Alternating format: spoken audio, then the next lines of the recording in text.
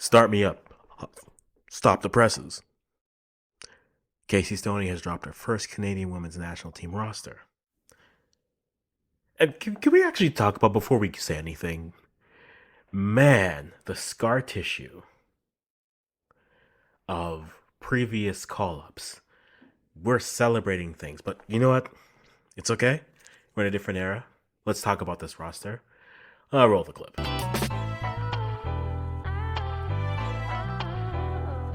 Alright, guys, welcome back to the Africans. We do primarily Canadian and African content because we won't be the Africans. We didn't do any other of it.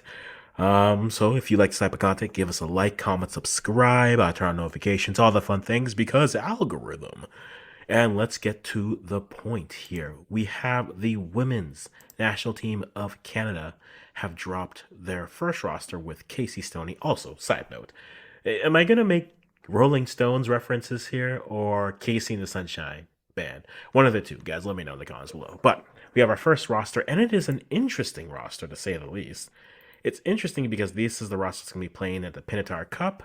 We'll be playing China, Mexico, and Chinese Taipei, all in a nice section of games, which get very interesting because I think in the middle of February, there are games, if you're Canadian, on all levels.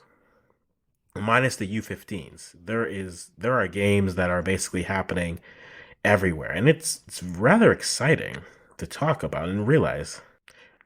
Because outside of the U15s, you have the men who are playing. No, yeah, you have the women's specifically. U17s are playing Scotland, England, and Sweden on the 13th, 15th, and the 11th. You have the senior women's who are playing China on the 19th. You have them. You have the U20s playing Dominica. You have the senior women playing Mexico. You have the U20s playing Bermuda, seniors playing Chinese Taipei, and then on the 25th, you have the U20s playing TNT. So from the 11th, next week till the end of the month, there is female also happening. And furthermore, what's going on with the men's, the U20s or U17s are there's a lot of footy, guys. But let's talk about this roster for Casey Stoney's first roster. Let's talk about the players that we have. All right, so in order, we have Marie-Yasmin Alidou, Simia Wujo, Janine Becky, or Janine Sonis. So, guys, get used to that. If you see this new player called Janine Sonis, it's Janine Becky. She just got married. Congratulations on the marriage, by the way. Gabby Carl, Samantha Chang, returning to this squad. Sabrina D'Angelo, Jessie Fleming, Vanessa Gilles, Julia Grosso, Jordan Heidema, Clarissa Laracy, Ashley Lawrence, Adriana Leon, Ella Ati, Nichelle Prince, Lysiane Prue, Emma Reagan, Megan Reed, Jade Riviere, Nia Rose, Jade Rose, Kaylin Sheridan, Olivia Smith, Bianca St. George's, Evelyn Vienne, and Shalina Zadorsky. I will say this, man, we're in a time where we are celebrating roster selections. I feel like we're in a different era because we're like, oh, look at the variety, guys. We have different players. And don't get me wrong, I'm excited for the variety of players that we have here. I think there are names you see, you're like, okay, interesting. Samantha Chang was in a She Believes Cup roster a few years back, so this is one of her second. She has low caps for the WNT, XNT. Ella Ati has been called up but didn't play. She was in one of those Brazil end of year teams with her, Amanda Allen, as well as Annabelle Chukwu was in that camp, when it felt like at the end of the year, the women's national team in Canada played Brazil because tradition. And then Nia Rose back with the squad again with Jada Rose. So the possibility, I guess there's a rule of twos here. There can only be two roses at a time, never three. Um, Casey Stoney, Sith, confirmed. I'm a nerd. Let me have this. Okay. And then Bianca St. George is back with the side as well. It is interesting.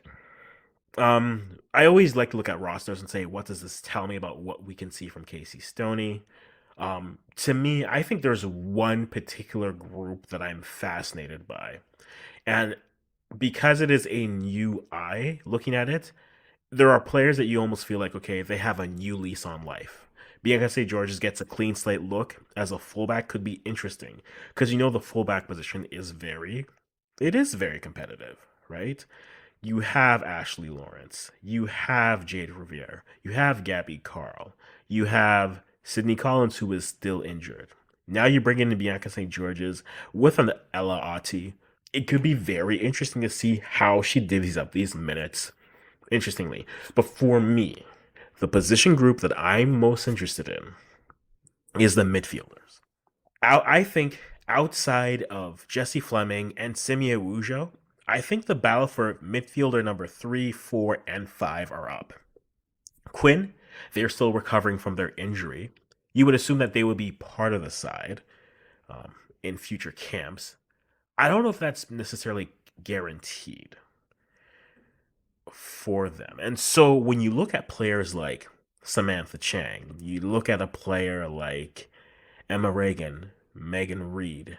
Now, Reed, you can give a little bit of flexibility, can play in a back three, or can play in a center back role, but then also, maybe if need be, as a CDM role. Reagan and Smith, and Chang, apologies, to me, show up here and they start to push Julia Grosso. Because the question for me is, we've heard Casey Stoney talk about players and where she kind of envisions them. She sees Marielle Ledoux as a 10, right? She sees Olivia Smith as a player who you can play up as your forward, who can create. Jade Rivera and Ashley Lawrence, you see them as solid fullbacks. So now the question becomes, this midfield, I think could be fascinating outside of Fleming and Awujo. And so I think that is the group I'm going to be focused on the most. Goalkeepers, I mean, what more can you say about Kaylin Sheridan? Um, and then Sabrina D'Angelo again can do no wrong to me because again, local gal, she can do no wrong in my eyes. But I am very much curious to see how the midfield battle shapes up because to me is the most wide open position group on this side. Especially when we get to see how she wants to, and she being Casey Stoney, wants to move forward with the squad, how quickly she wants them to transition, how they want to hold possession. All these things are going to be fascinating against a Mexico side who will probably press them a little bit and try to turn them over. A China side who you assume will give you a little bit of possession as well. And Chinese Taipei who could be interesting. These are three fascinating sides who you think can give them a little bit of work in terms of that technical ability, whether that is pressing or whether that's sitting back and defending. I'm very much curious to see that. The midfielders are what I am looking at for this window. And I'm fascinated to see what Casey Stoney's rotation will look like. Other interesting things. Ella Ati getting another call up. Now, I'm very high on that group of youth players now graduating into the U20, the senior teams, right? The Ella Atis, Naya Rose, that U20 team that lost to Spain in the quarterfinals or the round of 16 at the U20s. That squad to me is very fascinating because I am very high on them. I've gone on record talking about the idea of I think that side could be a side that actually pushes and creates a lot of interesting things. And I mean, think of some of the names that aren't here, like Jamie Perrault, who just went over to Denmark. Other players from that era, Geneva Hernandez, Gray, Annabelle Chukwu on another ride. Technically still eligible, Rosa Malouf. We might have a short video on Rosa Malouf at some point. But those names, I feel like you're going to see it similar to how we saw like the Ashley Lawrences, the Janine Sonis, then Becky. We saw Quinn in that team. We saw Julia Gross on that team. Even Deanne Rose was in that team for pieces. I feel like we're going to look at that 2023 U20 side and say, okay, maybe Zoe Marcassini is on our way to play. Maybe Maya Archibald could be coming in. Auti might have a difficult time breaking through just because the fullback position is so deep.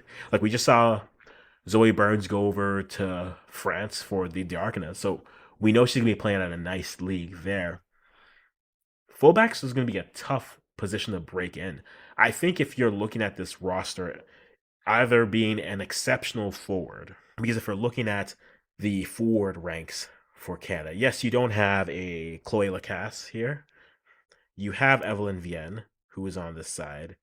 But in terms of youth, Adrienne Leon, getting into her early 30s. Same with Nichelle Prince. Minutes will be interesting. I think as a whole for 2025, the forwards will be interesting to watch because last year consistent minutes weren't coming to them consistently. So to me, I'm going to be watching that because if you're a young forward, perhaps like I know a lot of for the people I follow are banging the drum for Annabelle Chukwu to get her into a camp and get her playing, but Anaya Rose, a good collegiate year, could open the door for her. A Geneva Hernandez Gray, you look at that, could do that. Even a Rosa Maloof, I think a solid year could do so much. So the forward position could have the most transition, but the more fascinating position group to me, I think, is the midfield.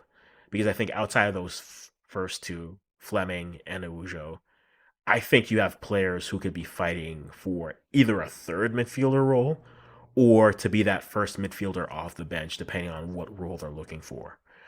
But with that being said, guys, I'll wrap it up here. You let me know what you are excited about with this roster. What players are you happy to see? Are there players you wish got called in? I mean, we mentioned all the different camps, so I wonder if maybe like a Geneva Hernandez Gray would have made this roster if she hadn't been assigned to the U20s. Hey, look at that. Almost fully fledged youth system that's working. It's okay. I know it's not perfect, but baby steps, guys. Let's go baby steps. But talk to me about what you guys like. What players are you excited for? What players you think should have been called up? And we'll go from there. And as always, I'm going to stop talking right here.